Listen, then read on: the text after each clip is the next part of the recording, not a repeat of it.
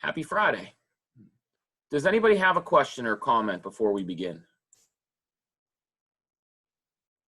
See, someone's yapping it up. Yes. What is it, Mr. Alex?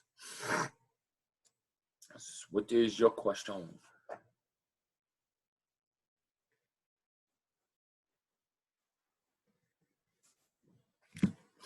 I don't know. Question 3. Let's see.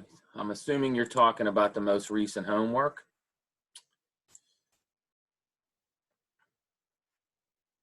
Yes, 100 doesn't make any sense. You're right. So there's a typo on homework. That gives us a good reason to do this problem. Typo on number 3 on homework. I'll have to fix that. Number 11. So it should read,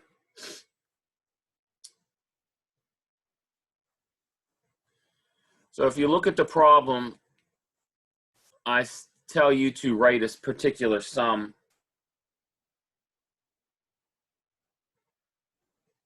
And it shouldn't say 100, it should have 1,000. So maybe I'll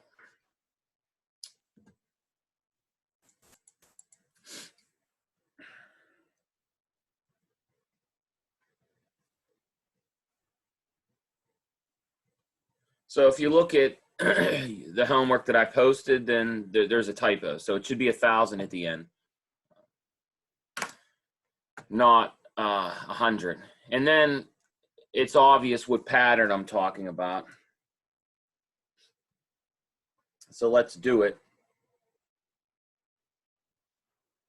What do we have?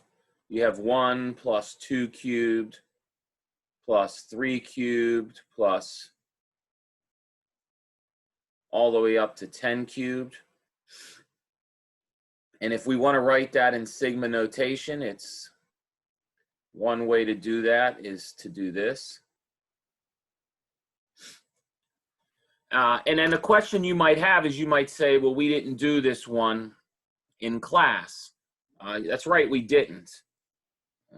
So we didn't cover this cubed one. We did the other two, excuse me, the other 3. We did 3 sums yesterday. We didn't do this one, but you guys can easily look it up in the book. You can easily Google it. It's not hard to find.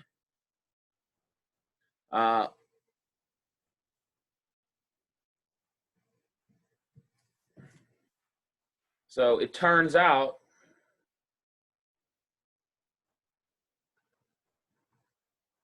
you can look up this formula.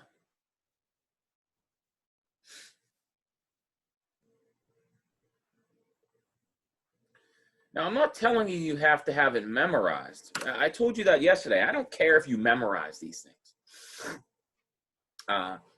You know, we live in an interesting time where we're kind of this battle between should we memorize certain things? How should we test you? If you're trying to learn, what's the best way? You know, years ago, you might want to memorize something like this.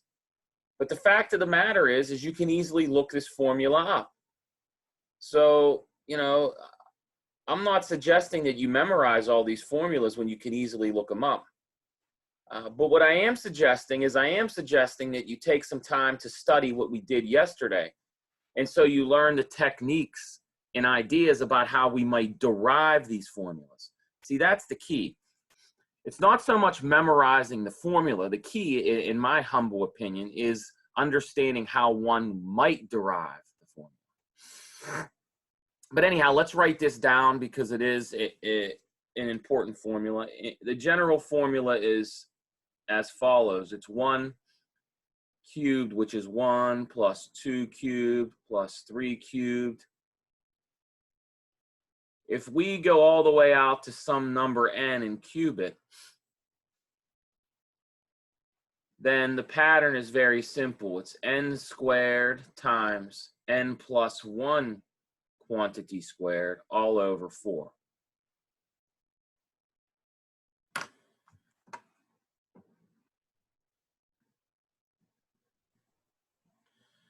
So we can finally answer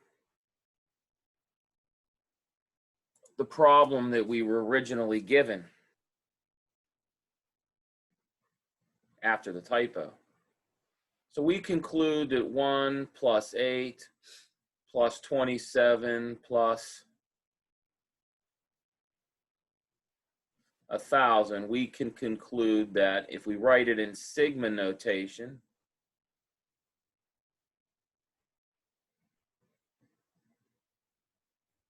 you add up all the cubes from 1 to 10, and then this becomes 10 squared times 11 squared all over 4. So this becomes 25 times 11 squared, which I ain't doing in my head. Feel free if you want.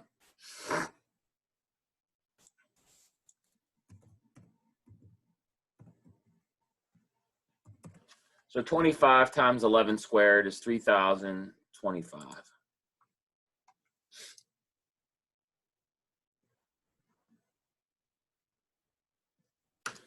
Provided we didn't make any mistakes.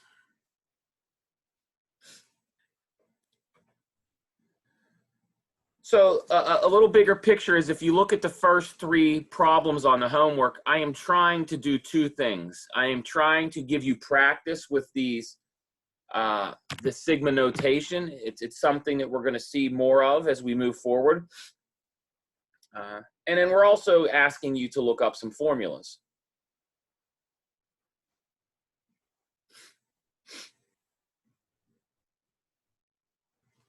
I don't like this plus sign. I'm going to fix it. Some of you might say, well, I looked at that problem and I couldn't quite figure out what you wanted us to do. Well, maybe that's because there was a typo. But there is a pattern there. And one of the skills that you should try to, challenge yourself to get better at is recognizing patterns. It makes me think of something that annoys the hell out of me recently. And you guys, everybody in the world, for the most part, loves to complain about math and how terrible it is and how annoying algebra, blah, blah, blah. And then all you see on the internet are these stupid puzzles where they have like different like little cartoon things and they say, find the answer. And then everybody loves to do them. And it makes me laugh because all they are is algebra problems. But instead of using X's and Y's, they're using little cartoon characters. And then everybody loves them. Makes no sense to me. Actually, it does. It makes me think that humans do like to problem solve. You just don't like to do it when there's X's and Y's. That's the only thing I could figure. Anyhow, that's my rant, which would be much more fun if we were in person instead of me sitting down here. Okay, does anybody have any questions about this particular problem?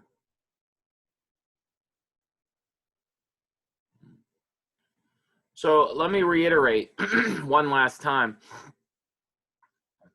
Patterns like you see in problem 1 and 2 and 3, these occur in many different areas, many different problems, I should say. And so it's nice to understand how you might think of them. Okay.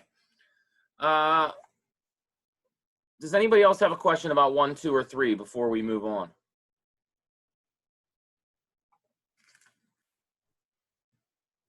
Okay.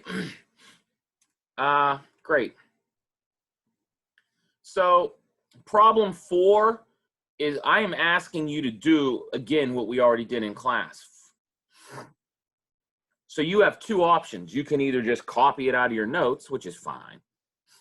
But what you should really do is you should really strive to do it on your own and make sure you get the same stuff that I get when we did it in class. And then 5 and 6, I think, are self-explanatory. Let me say that there is another typo I see, which maybe someone would ask about next. I have to fix this homework. There are typos everywhere. So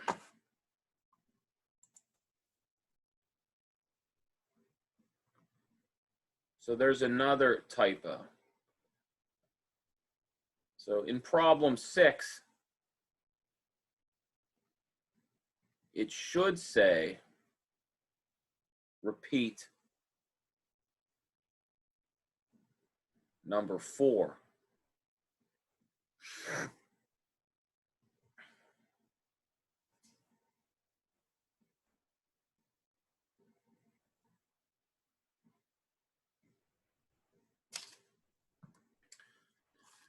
Clearly, if you read problem 6, it doesn't make sense to say repeat problem 3. That makes little sense at all. So it should be problem 4. My hyperlink was wrong.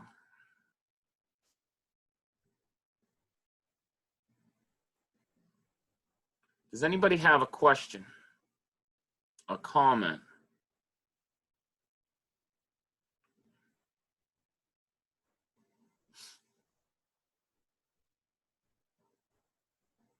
So I think we should do one more example of this, and this should help you with 4, 5, and 6.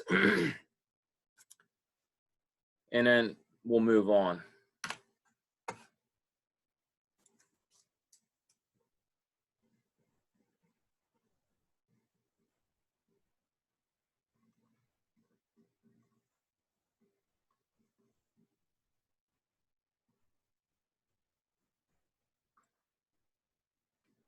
So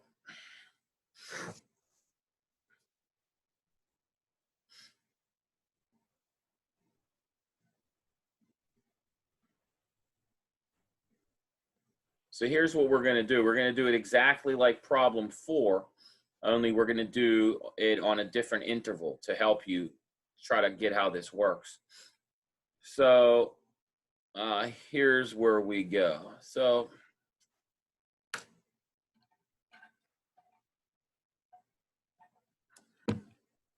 actually,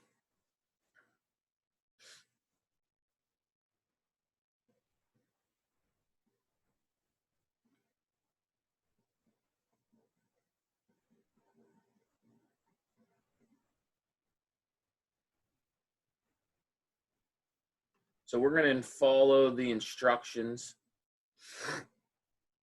of number 4 to analyze, well, I don't want to say analyze, to approximate and compute.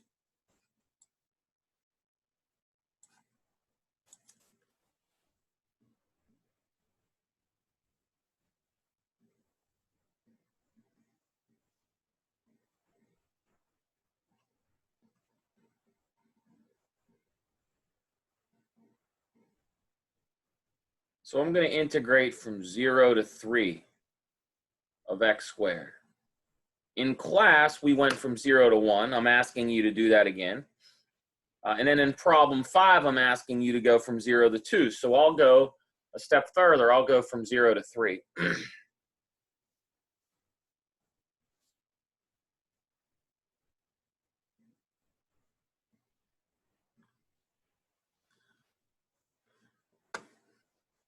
Does anybody have a question about this? Okay, so what we're going to do is we're going to, part A says use a Riemann sum with n equals 4 to approximate it. So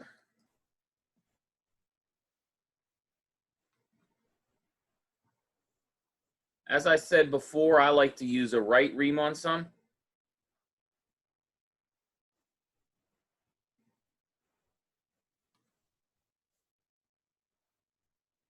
With n equals 4, 8, and then 40 to approximate.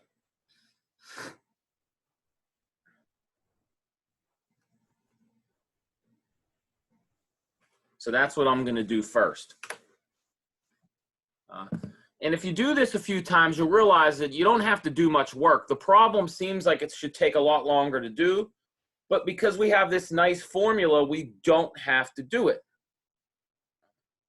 So what I'm going to do is I'm going to write it out in general after we do the specific case of n equals 4.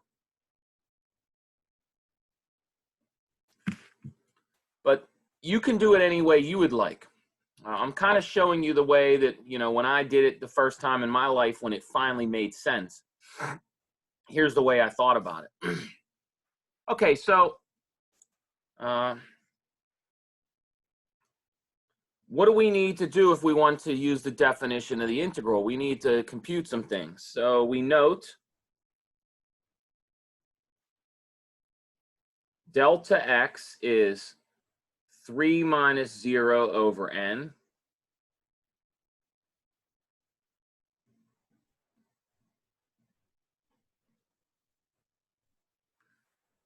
So that, what are our x sub k's? Our x sub k's have a very, very easy description. Now, this is going to look, I say easy, and then you're going to look at it and say he's crazy.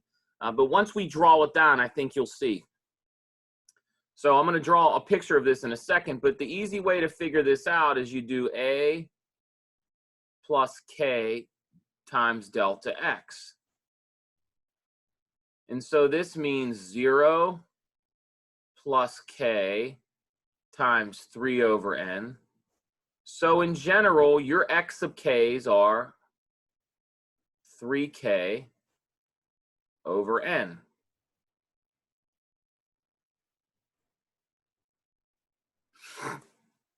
Now, we can easily check this to make sure that that formula is not lying to us. So what I'd like to do, as I've said to you before, draw a number line.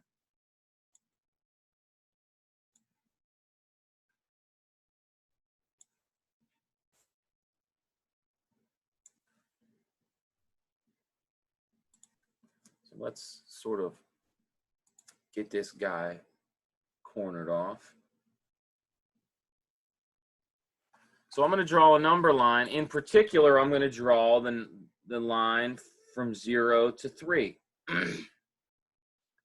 And I'm going to cut it in half. And then cut these portions in half. And so just for example, when n, if I just look at the scenario where n equals 4, what are these points? We'll cut this in half. This is what? Well, the halfway point between 0 and 3 is 1.5. Another way of writing that is 3 over 2.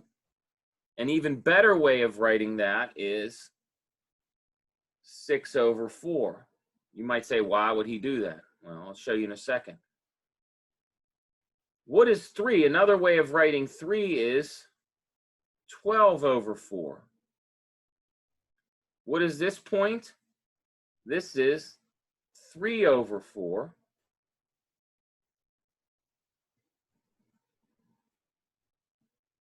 And what is this point? Well, if you believe the pattern,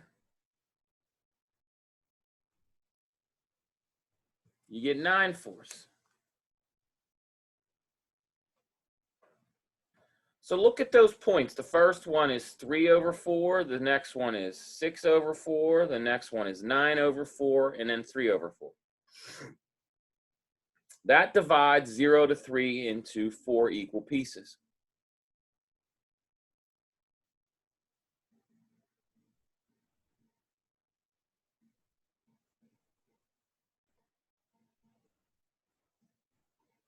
Does anybody have a question about this?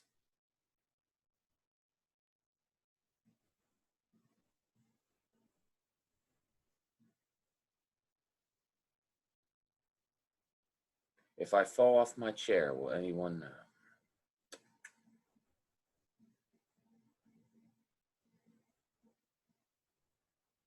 So I could have gotten these values in one of two ways. I can get them instinctively by drawing the interval and chopping it up. Or I can use this algebraic description that's in the blue. Both of them give you the same thing. It's just that what I find for you as amateurs, as learners, is the same thing I found for myself when I was an amateur and a learner. Is the stuff in the blue is just much more overwhelming because it's all these letters and subscripts, blah. Whereas drawing a number line is very intuitive. I can tell a fifth grader how to take a line and break it into 4 equal pieces or 8 equal pieces.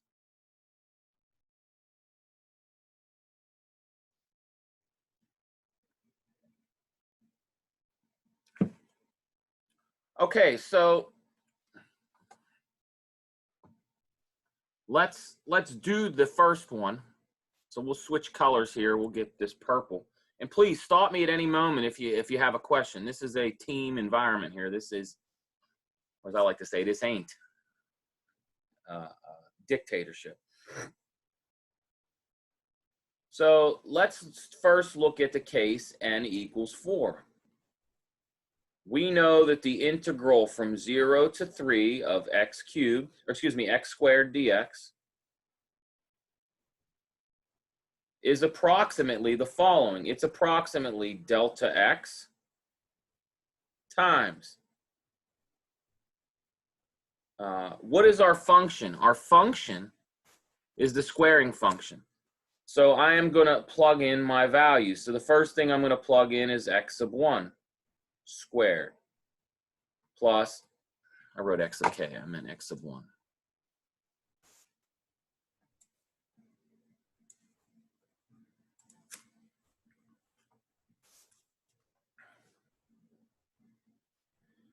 Plus x sub 2 quantity squared, plus x sub 3 quantity squared, plus x sub 4 quantity squared. And what I'm going to do now is plug these values in. We know what delta x is. Delta x, in our case, is 3/4.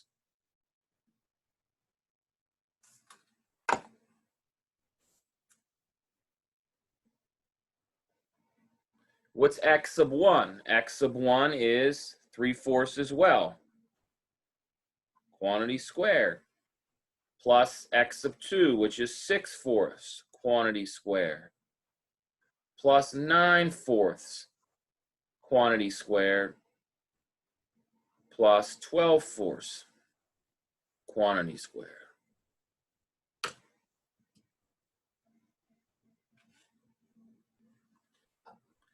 Again, why am I writing this out? Because I'm going to take advantage of the pattern.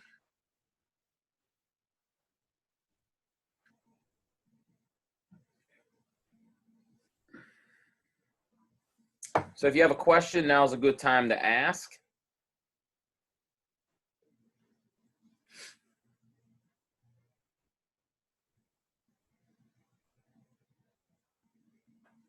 I'll check the chat line. No questions, no preguntas.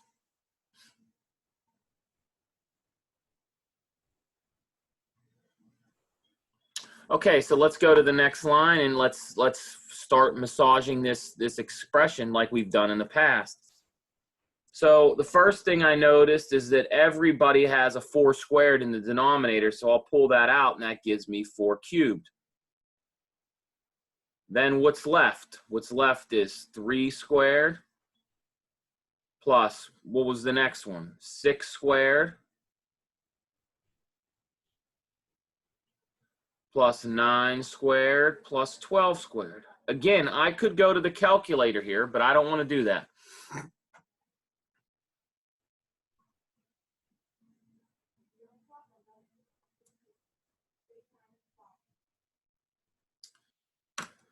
Now, the thing to note is that each one of these terms in this sum has a factor of 3.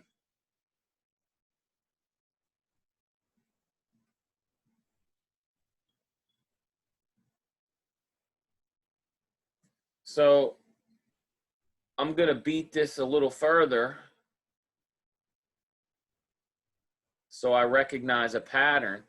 This is 3 squared times 1. Now 6 squared is 36, but that's also the same thing as 3 squared times 4. 9 squared is 81. That's also the same thing as 3 squared times 3 squared. And then lastly, I have a 3 squared in there, so I get 3 squared times 4 squared. And if I pull that 3 squared out, what I'm left with is 3 cubed over 4 cubed. And then you're left with 1 plus 2 squared plus 3 squared plus 4 squared. And there's one of our nice patterns, the sum of the squares.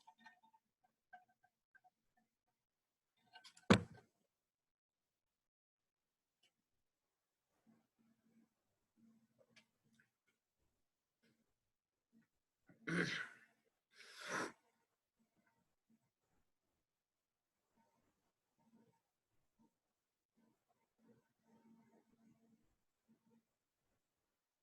anybody have a question or a comment?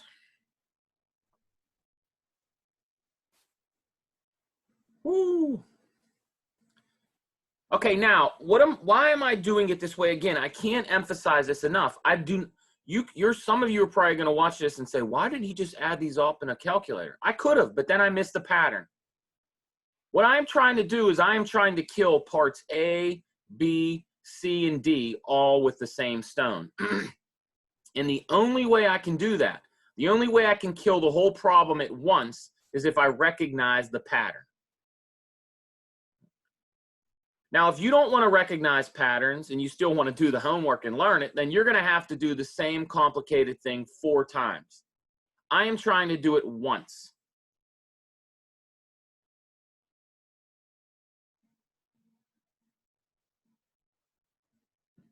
Okay, so what I noticed is I noticed that this guy right here, if I use my formulas from the other day, this is the sum from k goes from 1 to 4 of k squared. So we know what this is. This is 4 times 5 times, well, if k is 4, you get 8, so this is 9 over 6. So again, you might be saying, what is he using? What in the hell? Well, let's remind you what I'm using here. Yesterday, we showed you a pattern. We showed you that the sum of the squares, if I go from k goes from 1 to n of k squared, we said it was equal to k times, or excuse me, n times n plus 1 times 2n plus 1 all over 6. So that's what I'm using. Excuse me.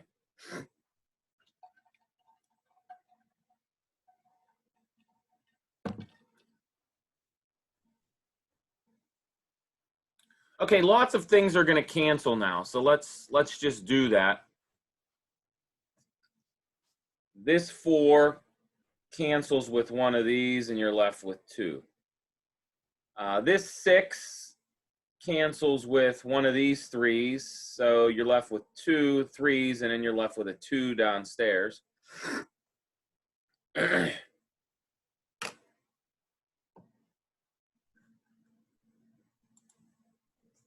And that's all that's going to cancel at this point. So when I write this down, I have 3 squared, which is 9. So I have 9 times 5 times 9 all over 16 times 2.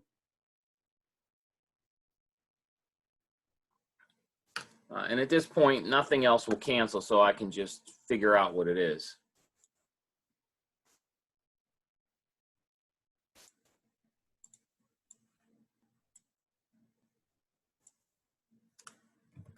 So now I'll go to a calculator or some sort of software to figure it out.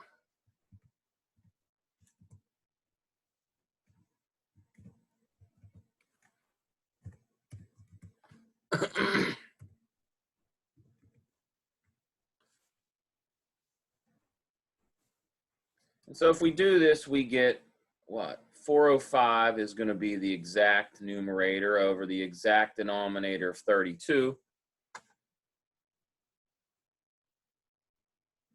And if we decide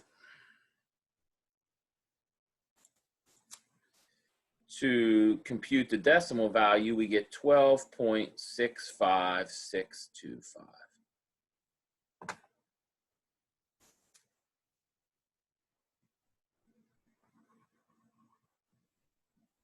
So let me remind you what that formula does.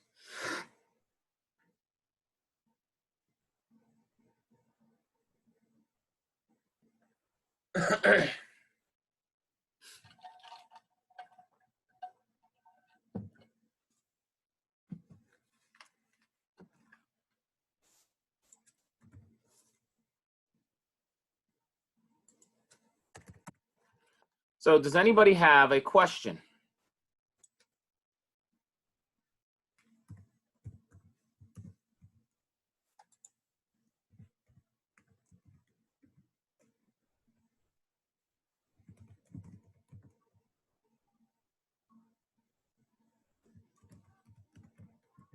Going once.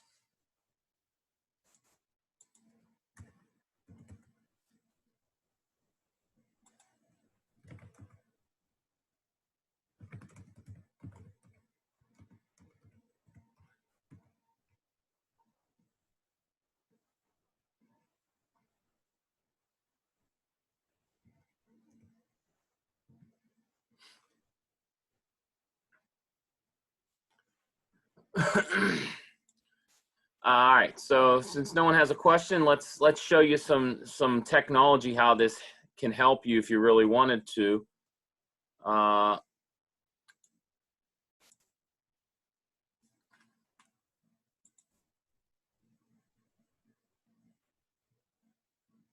I'm going to pull up a web page.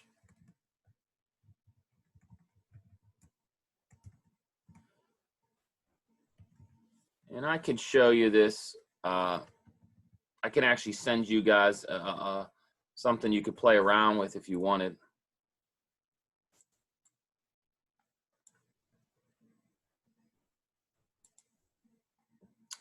So if I'm going to share a web page with you. There's a great app site called GeoGebra. Hopefully you can see it right now, and it'll do this for you. If you look at the left-hand side, I just typed a few things in, like the function and whatnot. But you'll notice that it's not hard to learn this, by the way, and I can share with this an applet with you if you want to play around with this.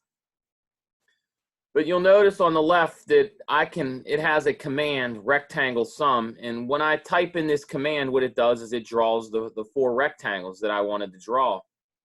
And it even spits out the area of those rectangles. You'll see 12.65625, which is exactly what we got. But the reason I put this here is it's important that you understand that this is an overestimate, because our rectangles are above the curve. So the height of our rectangles are above the curve. Now, suppose you wanted to be different and you wanted to use left Riemann sums. Well, if you use left Riemann sums, the command for that is this, and now that gives you the rectangles underneath. And these underestimates right here would give you an approximation of 5.9. So in this particular scenario, left Riemann sums are underestimates, and a right Riemann sum is an overestimate.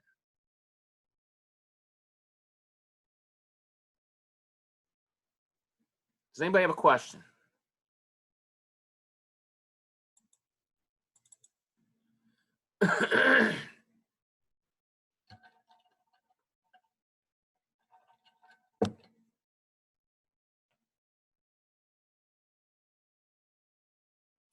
Okay, so if there are no questions, we can now quickly finish the rest of the problem because we did all the hard work. We see the pattern.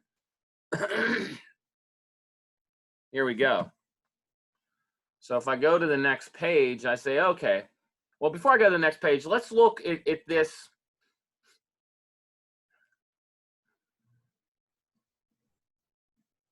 Let's look at this guy right here. So I'm pointing at this line.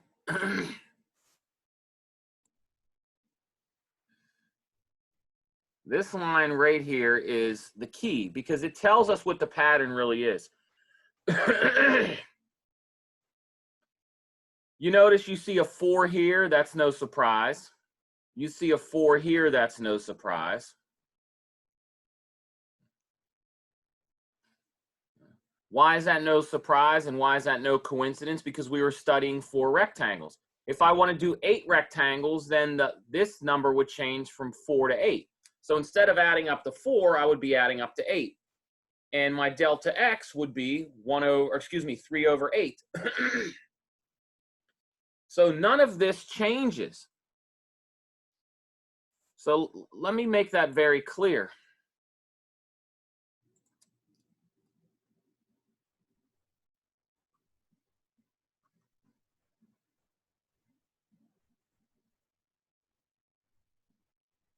For n equals 8, you have delta x equals 3 over 8. And x sub k, instead of being 3/4, would be, 3k over 4 would be 3k over 8.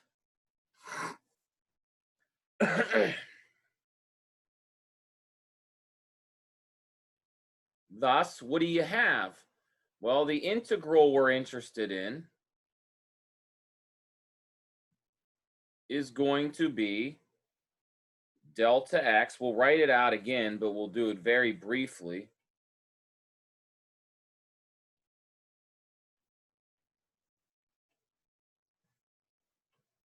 So now we're going to go out to the 8th term. And so what is this? Well, this is delta x is 3 over 8. And then this is 3/8 squared plus. What's the next one? Well, when k is 2, you get 6/8 quantity squared. All the way out to what's the last one? Well, the last one is 24 over 8 squared. So that one, you might take a moment to think about how I got that. That would be the 8th one. So when k is 8, you get 24 over 8, which is another way of writing 3. And so if you do the same algebra we did in the previous problem, you get 3 cubed over 8 cubed. And then what's left? What's left is 1 plus 2 squared plus 3 squared, all the way out to 8 squared.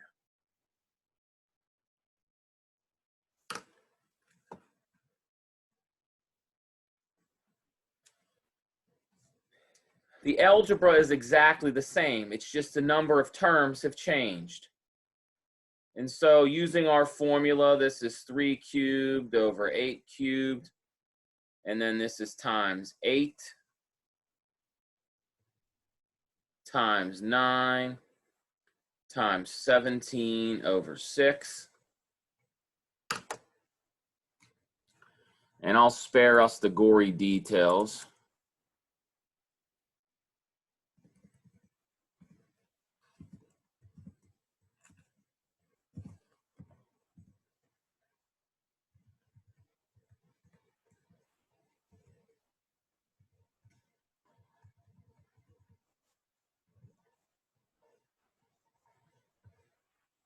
If you go to a calculator and just add it up,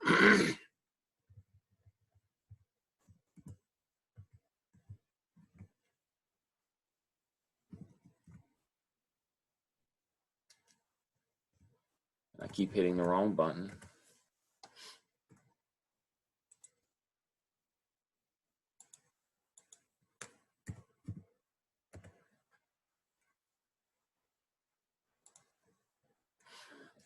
Excuse me. So if you go to a calculator and plug this in, you get 1377 over 128, which in decimal form is 10.7578. 125.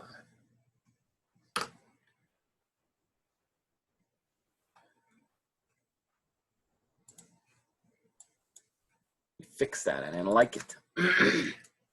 77. So if anybody has a question, let me know. Hopefully, if you spend some time on this, you'll see that I'm not taking shortcuts. I'm not cheating. I'm just recognizing the pattern.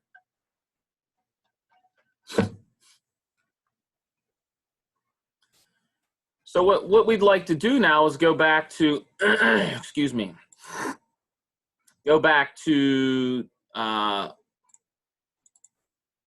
GeoGebra. And now what you'll see is if I change my rectangles from 4 to 8, the picture changes a little. I now have 8 rectangles. And you'll see that if you add up the area of those rectangles, those 8 of them, you get 10.75, which is exactly what we got.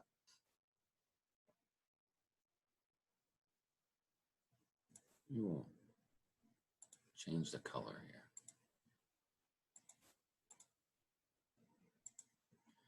here. So you get 10.75.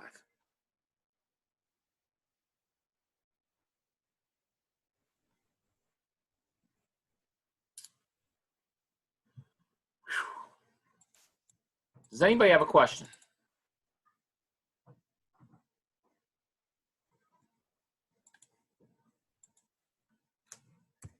All right.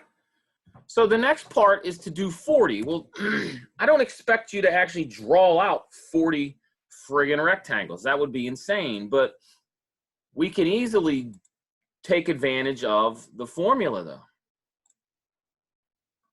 So here's what we should recognize.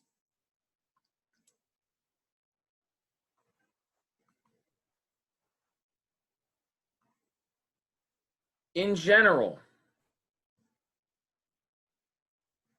the integral that we are after, well, what's delta x? In general, delta x is 3 over n, and x sub k is going to be 3k over n.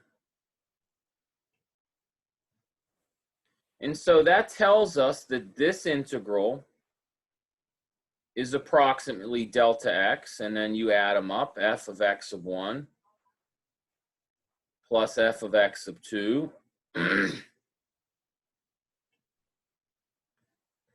plus f evaluated all the way up to x sub n. And you can plug these things in. Delta x, 3 over n. This becomes 3 over n squared plus 6 over n squared plus all the way out to the last guy, which is, so 3, and then when 2, when you go to n, you get 3 times n over n squared.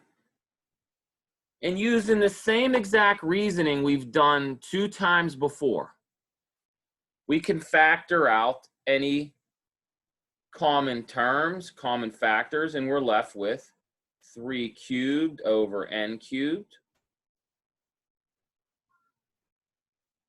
And then what's left? What's left is 1 plus 2 squared plus 3 squared all the way up to n squared.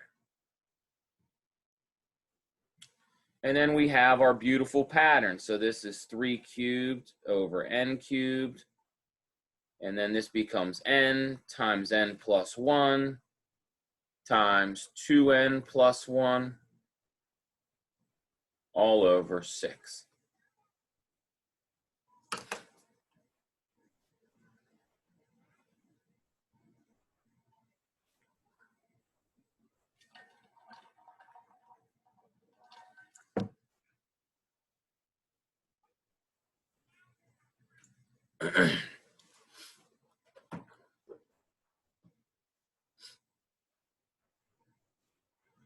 Now, I have just done the same symbolic manipulation 3 times. 3 times I did the same thing. It's only the number of terms in my sum has changed from 4 to 8 to now I'm doing it for some arbitrary number n.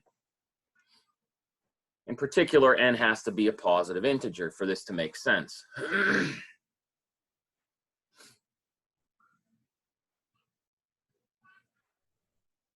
Now, a couple things simplify here.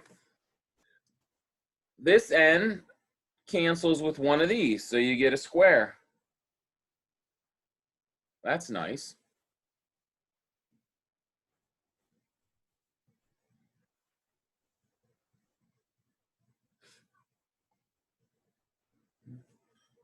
This 6 has a 3 in it.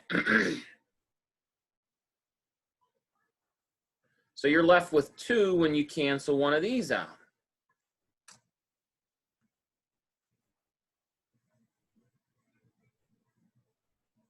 So what am I left with? I'm left with 9 over 2 numbers, and the rest are variables. So what does that become? I'm left with 9 halves. And then what's upstairs? N times, excuse me, not n, because we canceled that out. You're left with n plus 1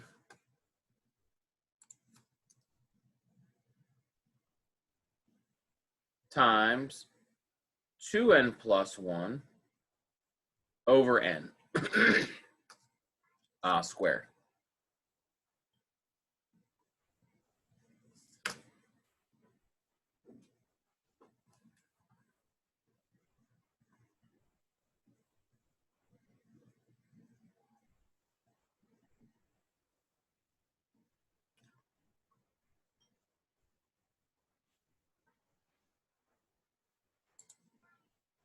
So let's put the summary. Let's conclude this real briefly before we finish.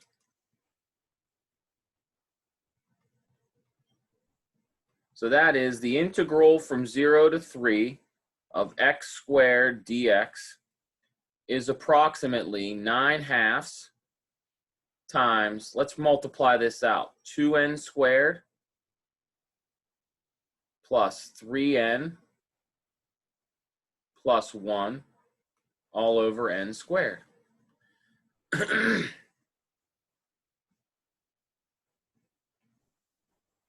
So let's just recalculate to make sure we got this, to get the same thing. If you go to a calculator and plug these things in and compute the values, this is what we've done. So when you plug in 4 rectangles, you get 12.65625. That's the number we got from above. When I replace n with 8, I get 10.7578125. When I replace 8 with 40, I get 9.34033125. And I could keep playing this game. I didn't ask you to do this, but just for fun, what happens if we replace it with 100? If we use 100 subdivisions or 100 rectangles, then we achieve 9.13545.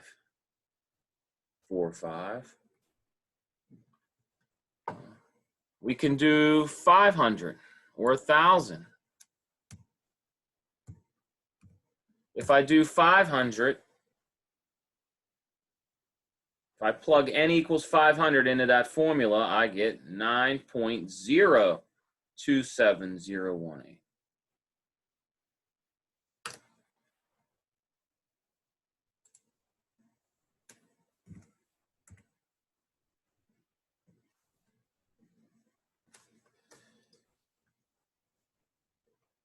Just for fun, if I do 5,000,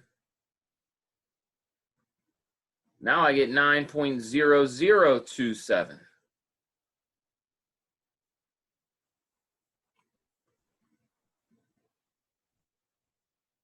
If I do 10,000,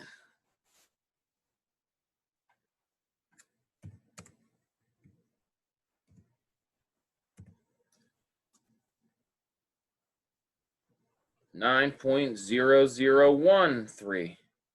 So what we might start to think is, as n goes to infinity, this should be going to 9, we think. At least that's our intuition. And we can actually prove that.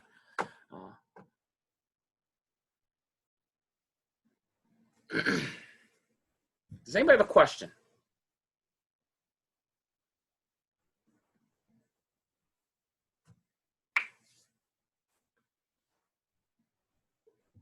Okay, so now let's verify. Let's finish the problem. We have to finish the problem. Part D of the problem says compute the integral exactly. So that's what we're going to do now. We already did all the hard work. The hard work is done. So to compute this integral,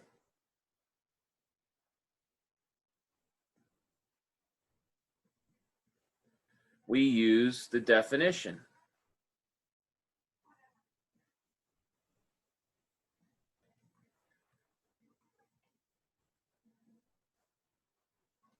So this guy, by definition, is the limit as n goes to infinity of the Riemann sum, any Riemann sum.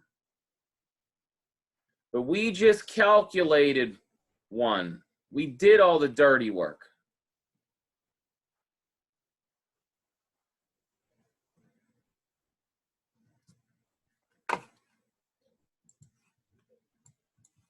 All that time, what we were doing is we were figuring out a formula for this thing.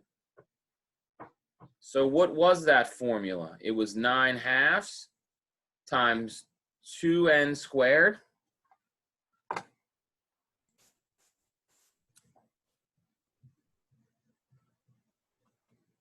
plus 3n plus 1 all over n squared.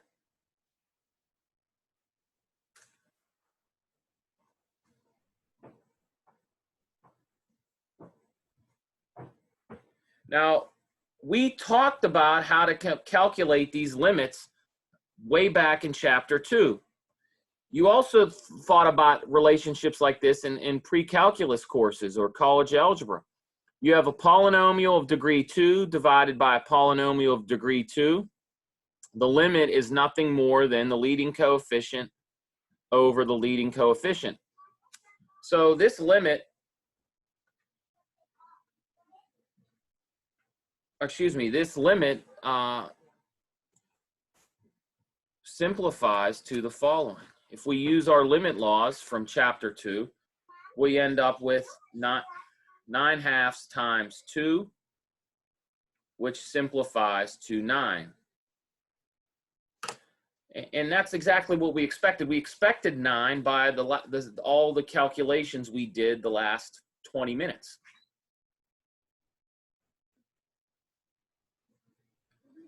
So the area under that parabola from 0 to 3 is 9.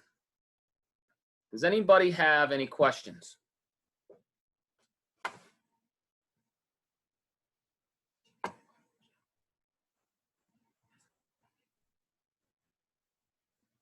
Okay, I'm going to stop recording because we have to end, and because we have another class. Oh, someone has something. Someone's chopping up. I am not, Michelle. I'm teaching it in the fall, though. So if someone asked about prob and stats, it's online this summer. I'm not teaching it, but I am teaching it regularly in the fall if anybody wants to take it in the fall.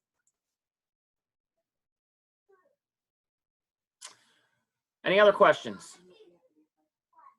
All right, I am ending recording now.